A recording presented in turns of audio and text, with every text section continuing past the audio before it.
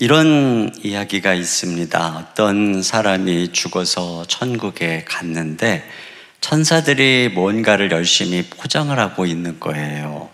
뭐를 하고 있느냐고 물어보니까 사람들에게 보내줄 축복을 포장하고 있다는 거예요. 그런데 가만히 보니까 축복을 고난이라고 하는 포장지에다가 포장을 하고 있는 겁니다. 이게 웬일입니까? 하고 물었더니 천사가 말하기를 고난이라고 하는 포장지가 아주 단단해서 소중한 선물을 포장하기에 제격이라는 겁니다. 그래서 고난이라고 하는 포장지에 축복을 담아서 배달을 하는데, 안타까운 것은 사람들이 고난만 보고 그 속에 담겨진 축복을 보지 못해서 그 축복을 받아 누리지 못한다는 겁니다. 겉에 고난만 보고 불평하고 원망하고, 그러면서 하는 말이 그 고난의 포장지를 벗기는 방법이 뭐냐? 그것이 바로 감사하고 기뻐하는 것. 이렇게 이야기를 했어요. 근데 이런 이야기를 아마 여러분들 중에는 한 분 정도 들어보신 분들이 계실 겁니다. 근데 이게 지어낸 얘기가 아니고 오늘 성경에 보니까 이게 정말 성경의 이야기예요. 오늘 2절을 같이 한번 읽어볼까요? 2절 시작. 내 형제들아, 너희가 여러 가지 시험을 당하거든 온전히 기쁘게 여기라. 아니, 시험을 당한다는 것은 고난을 당한다는 것인데 그때 기쁘게 여기라는 거예요. 왜 그럴까요? 이 야고보서의 얘기가 그 시험, 그 고난 속에 하나님이 예비하신 축복이 있기 때문에, 그러기 때문에 기쁘게 여기라. 마치 이렇게 소중한 선물을 받은 것처럼 고난이 올 때에 기쁘게 여기라, 이렇게 말씀하고 있는 것입니다. 여기 1절에 보면 이 야고보는 흩어진 12지파에게 편지를 보내고 있어요. 예루살렘 교회에서 함께 모여서 예배하던 그들이 스데반의 순교 이후, 핍박 이후 박해로 인해서 다 흩어졌습니다. 그러니까 야고보는 예수님의 동생으로서 예루살렘 교회의 기둥 같은 지도자였습니다. 그 흩어진 성도들이 걱정이 되니까 그 고난 속에 있는 성도들에게 지금 편지를 보내고 있는 거예요. 어떤 면에서 보면 참 우리하고 굉장히 비슷한 상황이죠. 코로나19로 인해서 함께 모일 수 없고 지금 다 흩어져서 예배를 드리는 성도들, 이런 상황 속에서 온갖 시험과 어려움을 당하게 되는 것이죠. 그런데 오늘 주님께서는 야고보를 통해서 우리에게 권면을 하고 있는 것입니다. 뭐라고요? 지금 이 고난은 포장지라는 것입니다. 그 속에 하나님이 예비하신 기가 막힌 축복의 선물을 담은 포장지라는 것이죠. 그래서 어떻게 되냐? 이런 고난이 우리에게 올 때 그것 때문에 막 원망하고 불평하고 짜증내고 그러지 말고 온전히 기쁘게 여기라. 이렇게 오늘 주님께서 우리에게 말씀하고 있는 것입니다. 우리 이번 주 주보에 특별히 많은 간증들을 실었어요. 코로나19 속에서 믿음으로 살아가는 여러분들의 간증 한번 꼭 읽어보세요. 여기 보면 어떤 워킹맘 엄마의 이야기가 실려져 있는데, 이제 늘 일하다 보니까 아이들 졸업식에도 못 갈 정도로 늘 야근하고 그렇게 바쁘게 일하던 엄마가 이제 휴직을 하게 됐어요. 아이들을 돌보려고. 그래서 이제 아이들과 제주도나 외국에 가서 한 달 살이를 어떻게 해볼까, 이런 이제 생각을 하고 있었는데 코로나19가 와서 어디를 가기는커녕 꼼짝없이 집안에 갇히게 된 겁니다. 그러면 보통 때 같으면 이제 마음속에 원망과 불평이 하기가 쉽죠. 근데 이 엄마의 고백이 뭐냐면 정말 꿀 같은 시간이 찾아왔다는 겁니다. 그러면서 그냥 흘려버렸을 황금 같은 시간을 아이들과 153 기도를 같이 하고 통독을 하고 큐티 나눔을 하면서 은혜로운 시간을 보내게 되었다는 거예요. 그러니까 아이들과 함께 기도하고 또 말씀을 읽으면서 서로 나누다 보니까 이 시간이 이 분에게는 정말 꿀 같은 시간. 사실 제주도를 간들 하와이를 간들 이런 영적으로 깊이 있게 아이들과 나눌 수 있는 시간을 가질 수나 있겠습니까? 이와 같은 놀라운 축복이 바로 겉으로 볼 땐 참 어려워 보이는 속에 담겨져 있더라는 것입니다. 여기 보면 여러 가지 시험을 만나거든. 뭐 흩어져 있다 보니까 우리도 여러 가지 시험을 만나죠. 뭐 경제적인 압박으로 인해서 여러 가지 또 두려움, 또 건강의 걱정과 고통, 또 아이들도 학교 못 가고 학원도 못 가고 뭐 얼마나 좀 답답하겠어요. 또 그런 아이들을 삼시세끼 밥을 해 먹이면서 또 집안에서 씨름하는 엄마들은 또 얼마나 힘들겠어요. 그런데 이러한 모든 일 속에 오늘 주님 말씀은 하나님이 예비한 축복이 있다. 그러므로 우리가 이것을 온전히 기쁘고 감사하게 여겨야 된다. 이렇게 말씀하고 있는 것입니다. 그런 은혜가 함께 하시기를 주님의 이름으로 축원합니다. 자, 그러기 위해서 우리가 한 가지 던져야 될 첫 번째 질문은 뭐냐면, 고난이 과연 신자에게 파멸이 아니라 유익이 되는 이유가 무엇이냐 하는 것입니다. 여러분, 고난이 모든 사람에게 유익이 되는 것은 아닙니다.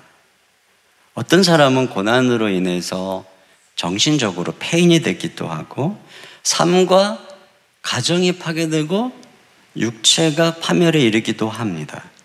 그런데 오늘 우리에게 지금 다가온 여러 가지 고난이 과연 우리를 파멸시키지 않고 축복을 주는 유익이다라는 것을 우리가 어떻게 확신할 수 있냐는 것입니다. 그것을 알게 해주는 아주 중요한 말씀이 오늘 본문에 그 다음 절에 나오는데 3절 초반에 이렇게 시작합니다. 이는 너희 믿음의 시련이, 이런 말이 나오죠.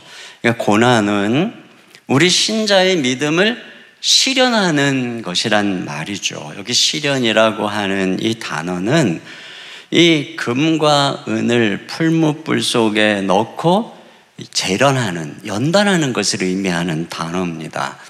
여러분, 이 금을 뜨거운 풀무불 속에 이렇게 넣어서 뜨겁게 하면 금이 녹아요. 그 녹아서 타서 없어지는 게 아니라 고체가 액체가 되고 그 금속 사이에 끼었던 불순물들이 분리가 되고 그것들이 불타버립니다. 그래서 결국 순수한 정금만 남죠. 이게 바로 시련이에요. 믿음의 시련. 이처럼 고난은 뜨겁잖아요. 근데 그걸 통해서 우리의 믿음이 이렇게 정금같이 나오게 한다는 것입니다. 여러분, 고난이 오면 우리가 신뢰하던 많은 것들이 헛되다는 것을 깨닫게 됩니다. 건강도 경제력도 내가 의지하던 사람들도 내가 진짜 신뢰할 대상이 못 된다는 것을 알게 됐고, 다시 말하면 고난의 불에서 그냥 다 타버리는 거예요. 그래서 고난 속에서 모든 게 타버릴 때 소망이 사라지고 어떤 사람들은 절망 속에 삶을 포기하기도 합니다. 그런데 우리 신자에게는 아무리 뜨거운 풀무불 속에서도 끝까지 불타버리지 않고 남아있는 한 가지가 있는데 그게 바로 믿음이라고 하는 것입니다. 그게 바로 우리가 믿는 하나님, 우리를 위해서 당신의 목숨을 버리기까지 사랑하신 주 예수 그리스도라는 것이죠. 이 믿음에 대해서 베드로가 이런 얘기를 했어요. 베드로전서 1장 7절 다 같이요. 시작. 너희 믿음의 확실함은 불로 연단하여도 없어질 금보다 더 귀하여 예수 그리스도께서 나타나실 때에 칭찬과 영광과 존귀로 얻게 할 것이니라. 불로 연단한 금도 예수님이 나타나시는 그날 모든 하늘과 땅이 다 체질이 풀어지고 세상의 불로 심판받는 그때는 없어진다는 것입니다. 그런데 오로지 믿음이 그거보다 더 귀해서 우리에게 그날의 칭찬과 영광과 존귀를 얻게 한다 하는 것이죠.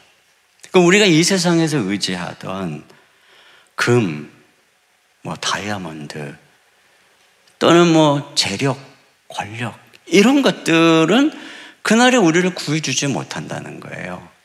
근데 우리가 믿는 믿음, 하나님, 그분만이, 그 믿음만이 그날에 그 심판의 날에 우리를 구해준다는 것이죠.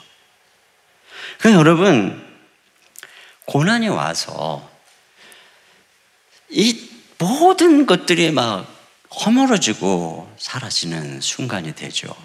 심지어는 세상 종말에 모든 게 불타서 사라지는 순간에조차 우리를 붙들어주는 한 분이 계시다는 것입니다. 바로 그분이 하나님이시라는 것이죠. 그러니까 이 하나님을 신뢰하는 믿음, 이게 금보다 귀하다는 거예요. 여러분, 금, 은, 다이아몬드, 이 세상에서 우리에게 많은 유익을 줍니다. 그런데 그것이 결국 고난이 왔을 때 우리를 구해주지 못해요. 근데 그보다 더 귀한 것, 우리를 그 모든 것에서 구해주는 그건 바로 믿음이에요. 우리 믿음의 대상인 하나님입니다. 왜 신자에게 당하는 고난이 파멸이 아니냐?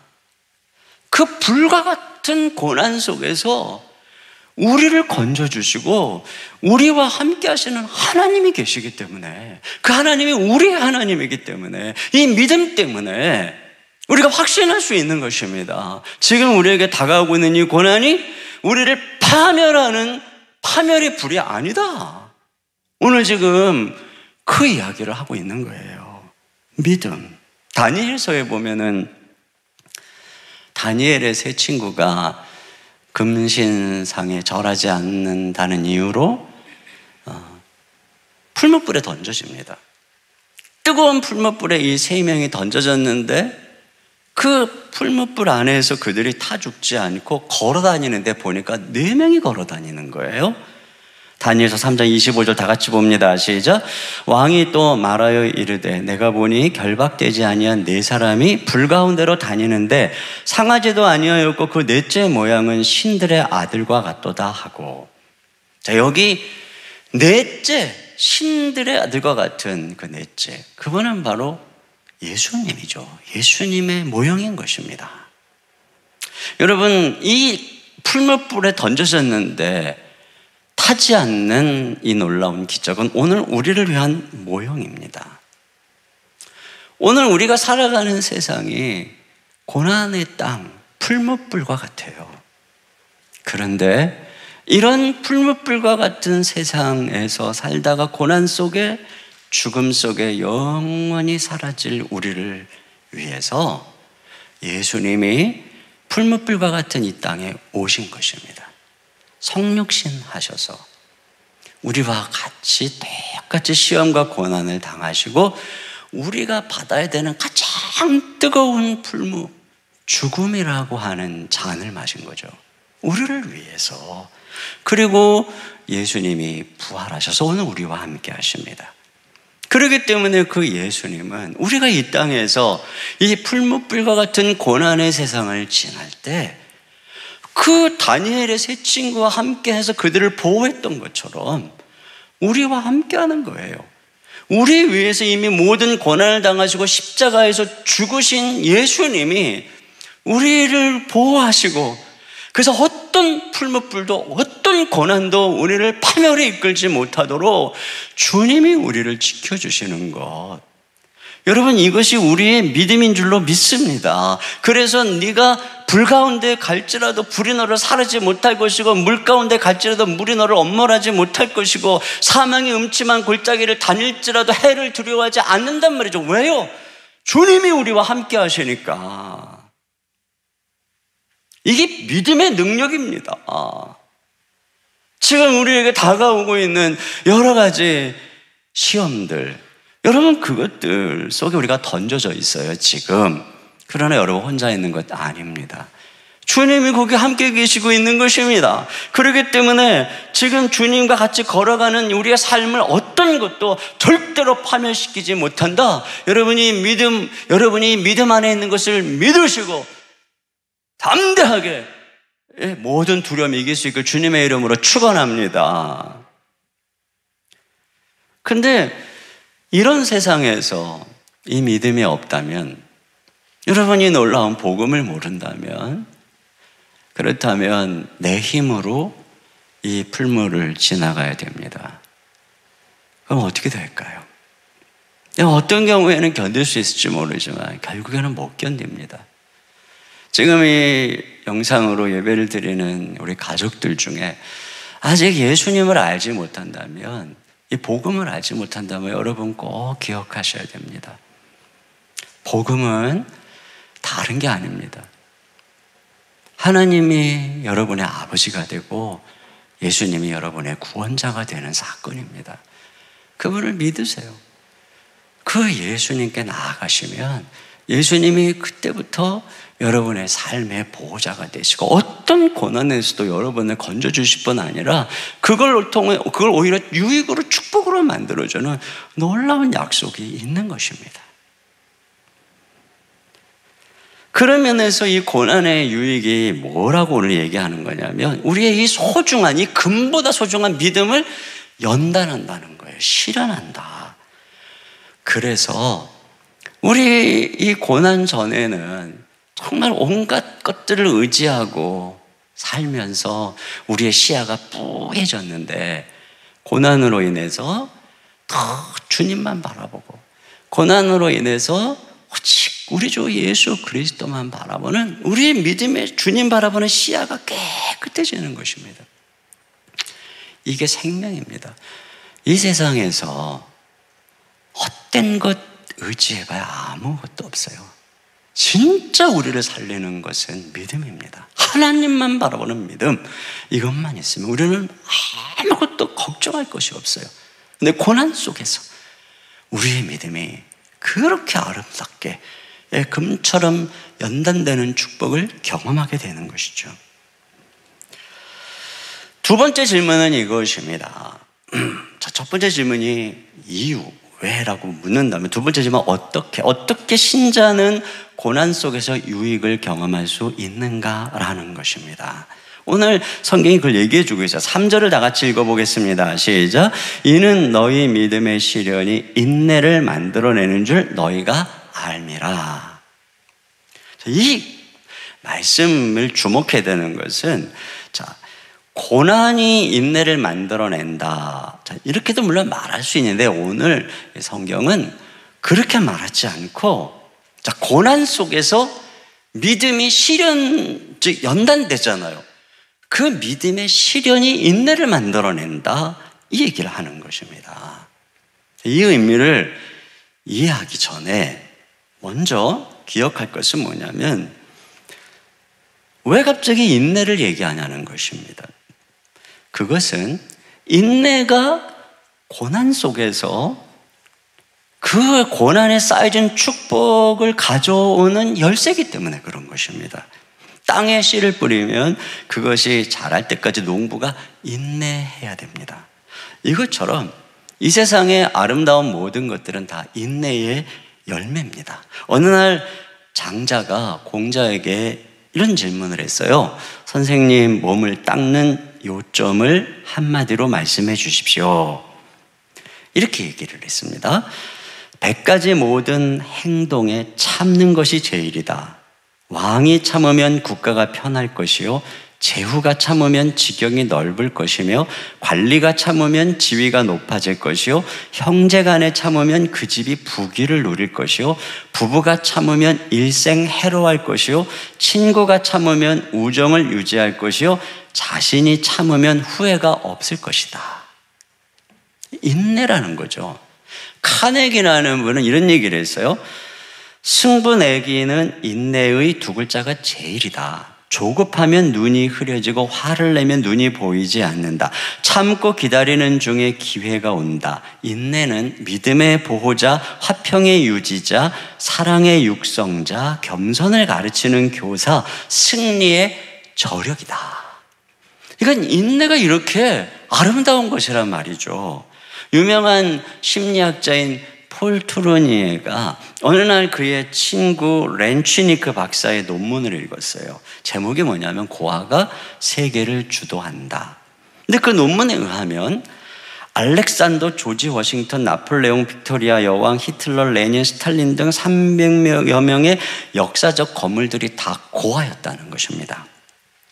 근데 이 폴 트루니에가 여기 관심이 뭐냐면 자기도 태어난 지 2달 만에 아버지를 잃고 5살 때 어머니를 잃은 고아였기에 여기에 관심이 많았고, 그가 더 연구해 보니 성경의 모세도 버려진 아이였고, 또 불교의 시조인 부처도 고아였고, 마호메트도 1살 전에 부모를 여인 고아였다는 거예요.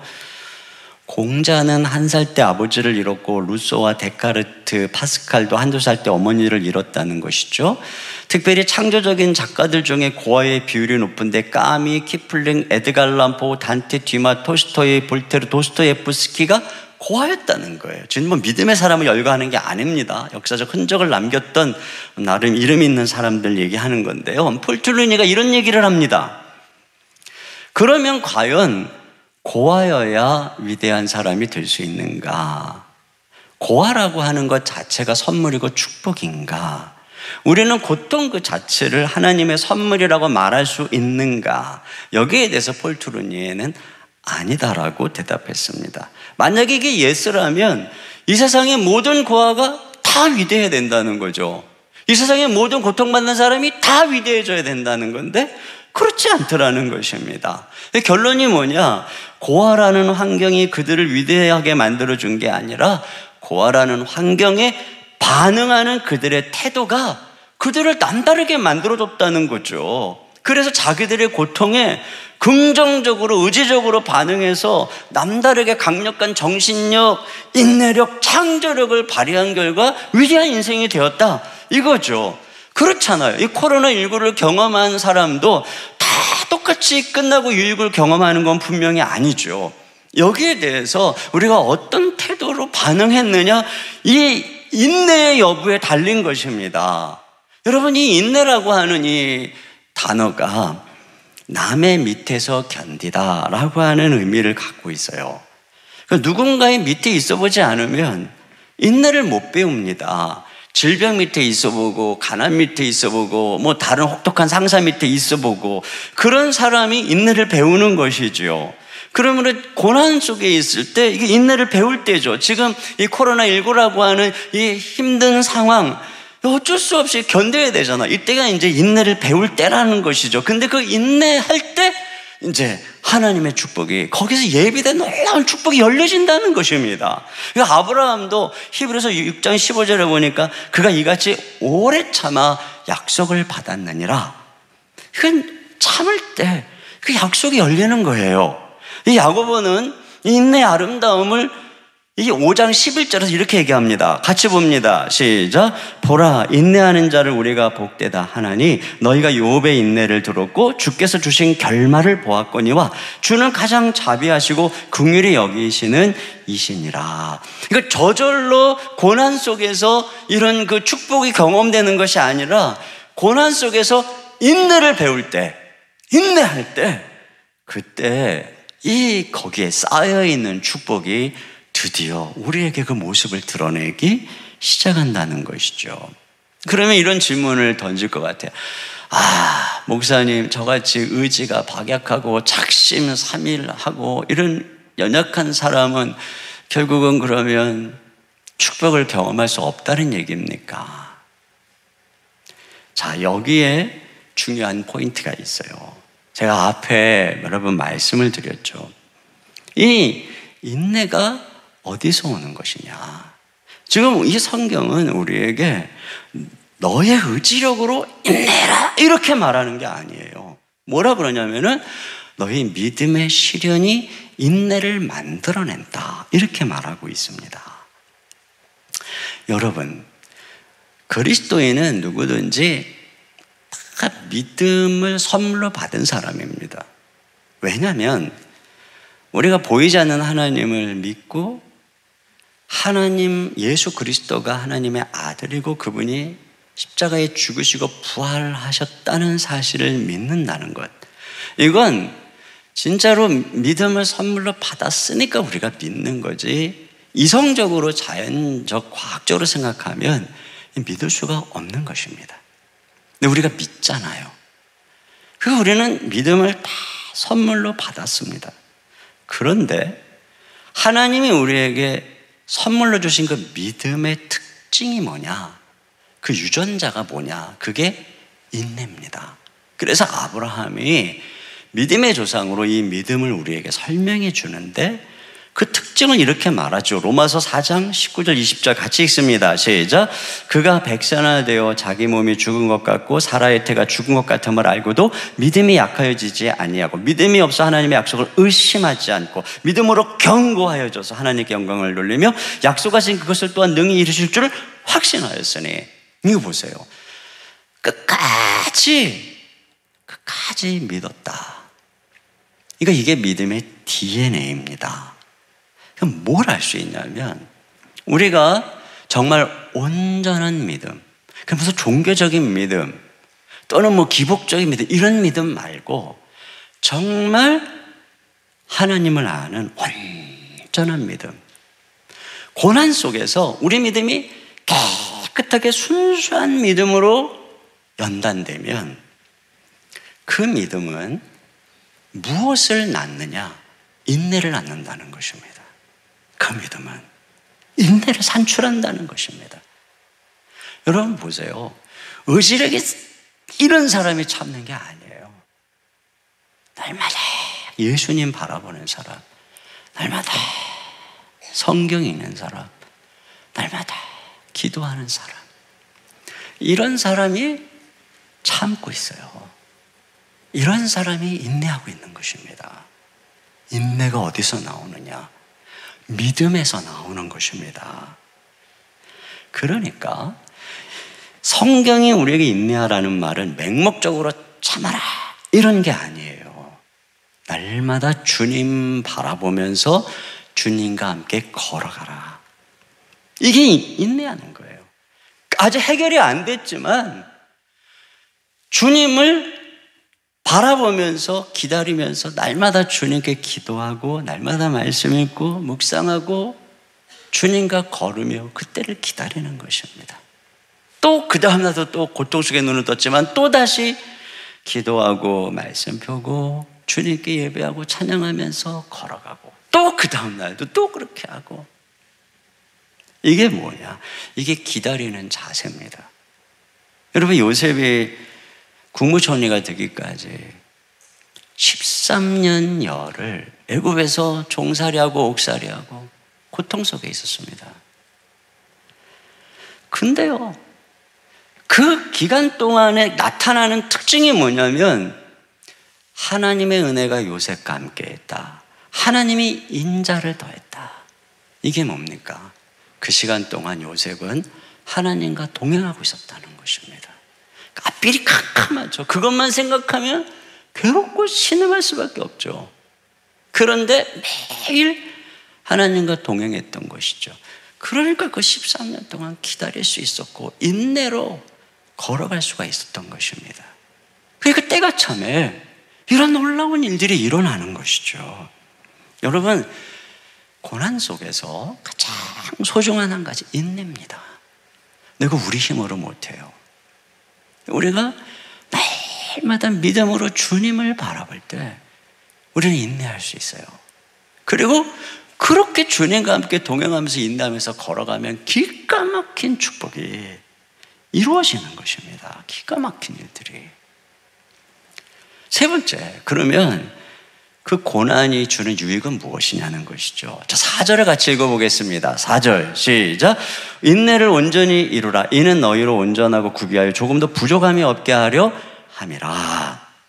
자, 그러면 이렇게 인내할 때 결국은 어떤 축복이 우리에게 주어지는가에 대해서 여기 보니까 너희로 온전하고 구비하여, 이런 말이 있습니다. 여기 온전하다라고 하는 이 단어는 온전한 인격을 말하는 것이고, 이 구비하다, 이것 역시 결핍 없이 완전하다. 그러니까 둘 다 비슷한 단어를 이게 강조하는 의미에서 쓴 거예요. 그러니까 이것은 한마디로 온전하고 성숙한 인격을 의미하는 것입니다.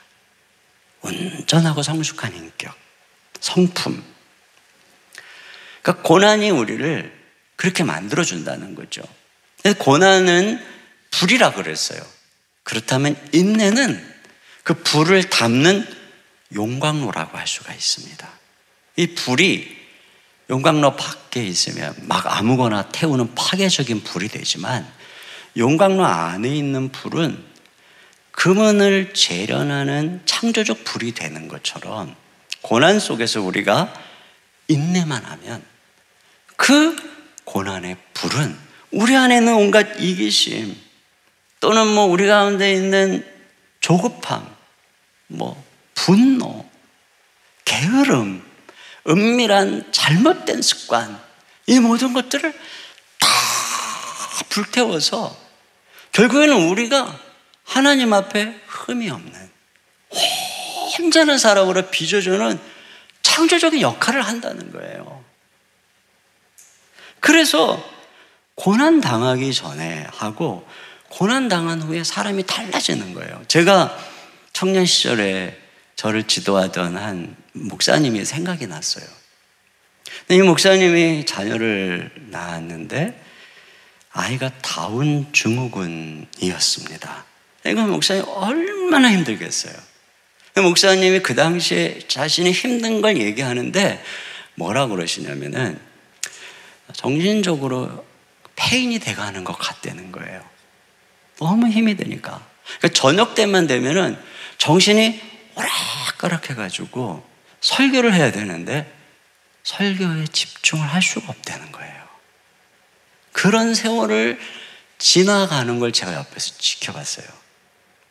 그런데 시간이 가면서 어쩔 수 없잖아요. 인내하는 것밖에는. 주님 바라보면서 인내하는 목사님. 서서히 회복이 되어 가시는데요. 목사님이 얼마나 아름답고 긍휼이 많고 인자한 성품으로 빚어져 가는지, 근데 주변에 많은 사람들에게 위로가 되는 그런 빛나고 아름다운 모습으로 변화되어져 가는 것을 옆에서 지켜본 거죠. 그러니까 보세요. 이 고난이 언뜻 보면 막 파멸시킬 것 같았어요. 폐인 만들 것 같았어요. 그런데 그렇지 않더라는 거예요. 고난이 이렇게 멋진 존재로, 다윗도 그랬죠. 시편 119편 67절 말씀 같이 한번 봅니다. 시작. 고난당하기 전에는 내가 그릇 행하였더니 이제는 주의 말씀을 지키나이다. 또 71절 시작. 고난당한 것이 내게 유익이라. 이로 인하여 내가 주의 율례를 배우게 되었나이다. 그렇습니다. 고난을 통해서 하나님이 우리를 당신의 형상으로 빚으시는 거예요.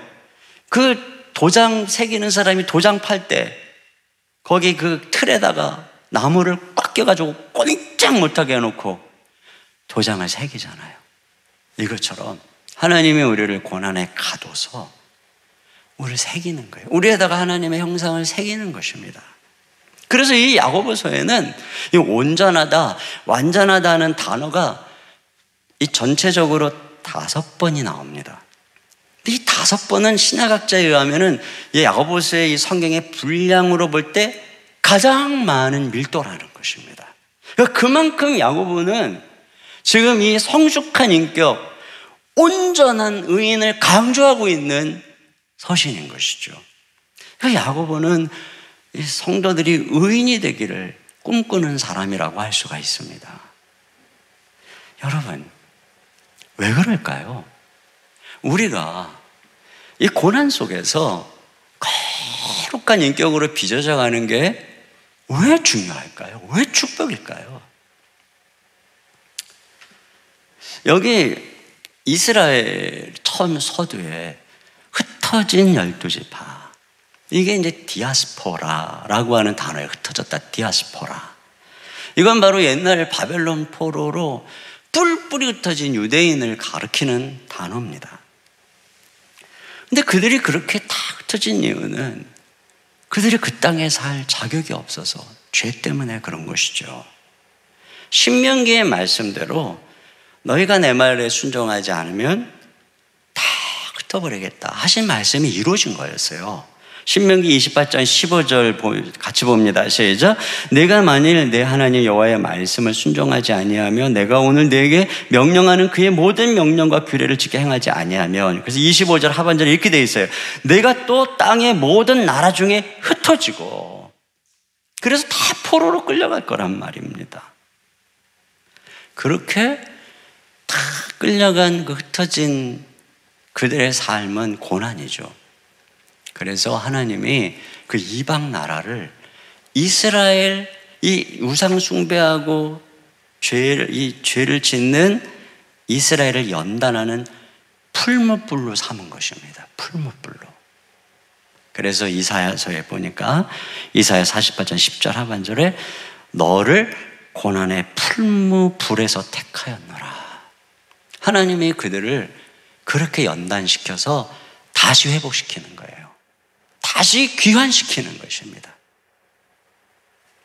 여러분, 이 그림이 흩어진 이 얘기를 할 때 야고보, 유대인이 이 야고보 마음속에 있는 것입니다.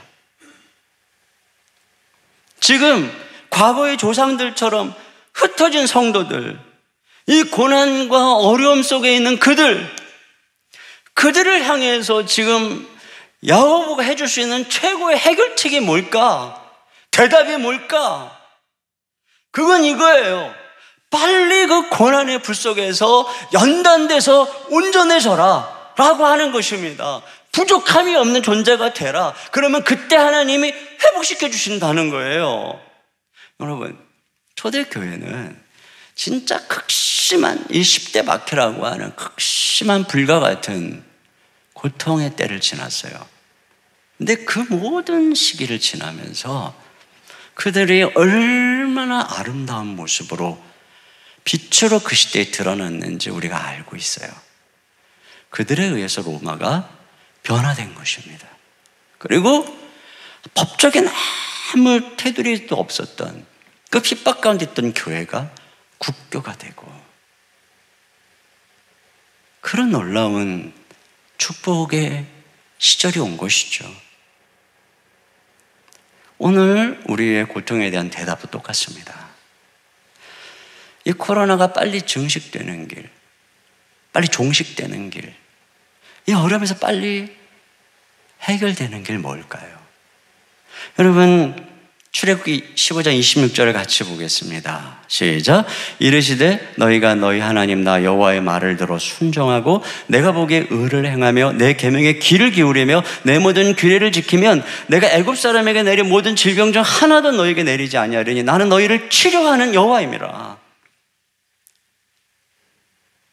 또 이런 상황 때문에 우리가 많은 기독교가 어려움을 당하고 욕을 먹고 있는 이런 상황이죠.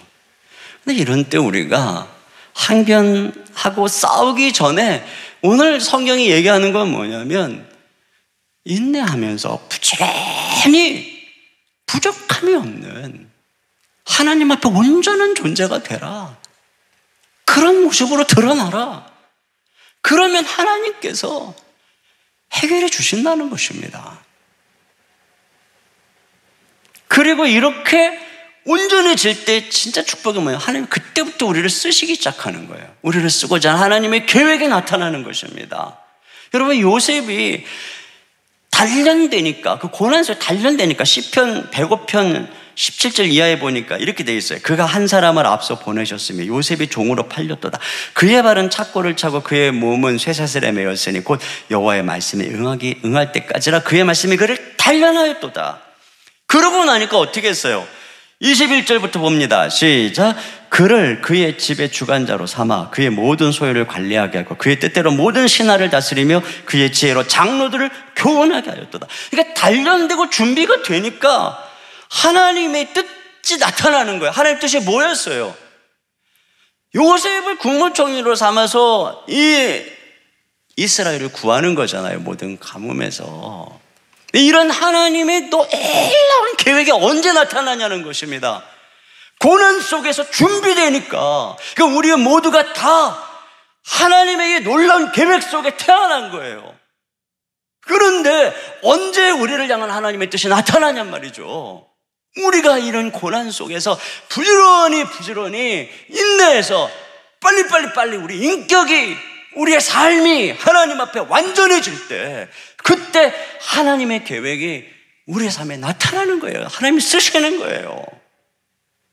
모세도 보세요. 40년 동안 광야에서 연단받으니까 하나님이 그 모세를 통해 이스라엘 민족을 출애굽시키고 광야를 이끄는 40년 동안 쓰시잖아요. 하나님께서 다윗을 사울에게 쫓기는 10여 년 동안 연단하니까 결국은 그 다윗이 이스라엘 나라를, 하나님의 나라를 멋지게 세우는 성군으로 쓰임받잖아요. 이게 하나님의 축복입니다. 결국 하나님께서 고난을 통해 우리를 파멸시키는 게 아니에요. 결국은 이 고난은 이와 같은 하나님의 크신 시나리오의 일부분인 것입니다. 그러니까 이 코로나19 뒤에는 축복이 있는 것이죠. 그걸 기억하고 기뻐하면서 지금 너무 정말 소중한 훈련의 기회다 하고 최고의 기회, 또다시 오기 어려운 기회, 여러분 힘들고 어렵다면 진짜 좋은 기회, 이때 또 인내해야 됩니다. 날마다 말씀 보시고, 요즘에 또 이렇게 바쁜 일도 별로 없잖아요.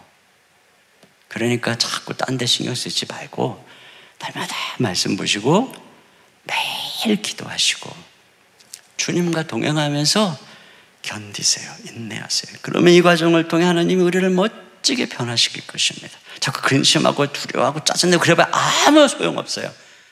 그러면 이거 끝나도 아무 유의가 없어요. 그러나 코로나19 이 기간 동안 우리가 인내하면 우리 교회가 이렇게 예배를 좀 다 흐트러져서 제가 지금 이렇게 우리 지금 목사님하고 장로님들만 있는 예배당에서 이렇게 예배하는 이 기간 너무 아쉽죠. 그러나 우리가 함께 인내하면서 지내면 이 이후의 시간은 더 축복된 유익으로 우리에게 돌아오게 될 것입니다. 고난이 우리에게 주는 유익이 있다는 것 꼭 기억하시고 믿음으로 인내로 끝까지 걸어가서 하나님의 놀라운 축복의 선물을 발견할 수 있기를 주님의 이름으로 축원합니다. 아멘. 우리 시간에 같이 찬양 드리죠. 내게 허락하신 시련을 통해 나의 믿음 더욱 강하게 자라나고 험한 산과 골짜기 지나는 동안 주께 더 가까이 나를 이끄시네. 내가 겪는 시험이 어렵고 힘겨워도 내 주님보다 크지 않네. 우리 이 고백을 가지고 우리 믿음으로 걸어가겠습니다. 우리 고백 가지고 같이 찬양 드리며 나가겠습니다. 내게 허락하신 시련을 통해 나의 믿음 더욱 강하게 자라나고 험한 산과 골짜기 지나는 동안 주께 더 가까이 나를 이끄시네. 내가 겪는 시험이 어렵고 힘겨워도 내 주님보다 크지 않네. 내 앞에 바다가 갈라지지 않으면 주가 나로 바다 위 걷게 하리.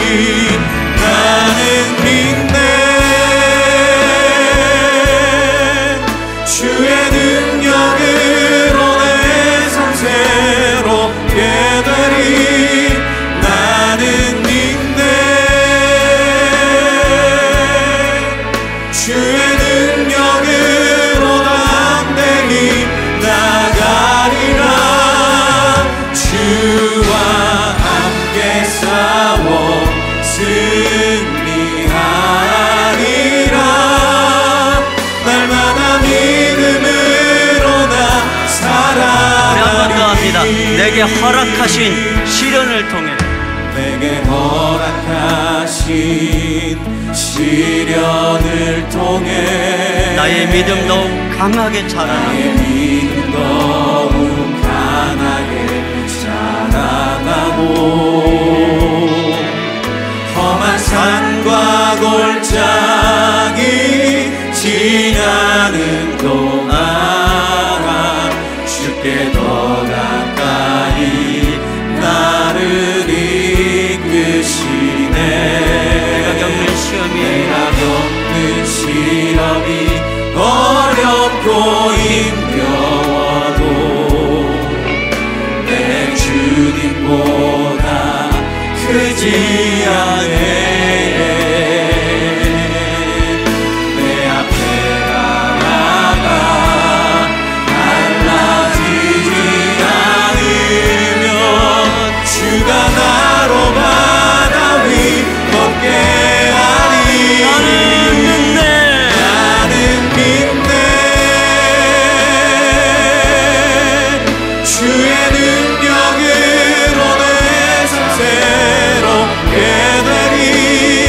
나는 믿네. 주의 능력으로 난 내길 나가리라. 주와 함께 싸워 승리하리라. 날마다 믿음으로 나 살아가리. 우리 이 시간에 함께 눈을 감고 기도합시다. 오늘 우리에게 주어진 고난이 있나요? 이 코로나19를 통해 흩어진 우리들, 각자의 처소에서 영적으로, 육체적으로, 경제적으로 또 모든 관계 속에서 닥쳐오고 있는 여러 가지 시험들, 고난이 있습니다. 그런데 오늘 주님 말씀하십니다. 그것이 우리를 파멸시키지 못한다고요. 왜요? 하나님 우리와 함께 하시니까.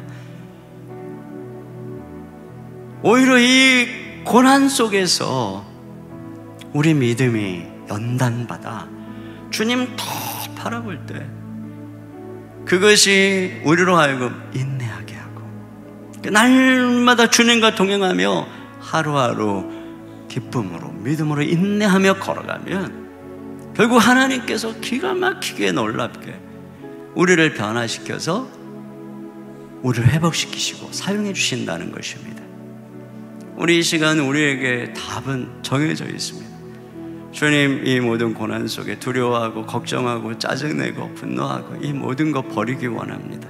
오늘 주님 말씀하시고 온전히 기쁘게 여기기를 원합니다. 온전히 인내하기를 원합니다. 믿음으로 주님 바라보기를 원합니다. 말마다 주님과 동행하기를 원합니다. 그럼 우리 주님이 어떤 불도 우리를 태우지 못하고 파멸하지 못하도록 지키시고 결국은 그 모든 것을 통하여 우리를 아름답고 멋지게 빚으셔서 하나님이 때가 참에 우리를 사용해 주실 줄 믿습니다. 이 말씀에 굳게 믿음으로 걸어가기를 원합니다. 주님, 끝까지 믿음으로 승리케 도와주시옵소서. 자, 우리 시간이 고백을 가지고 다 같이 한 목소리로 기도하며 나가겠습니다.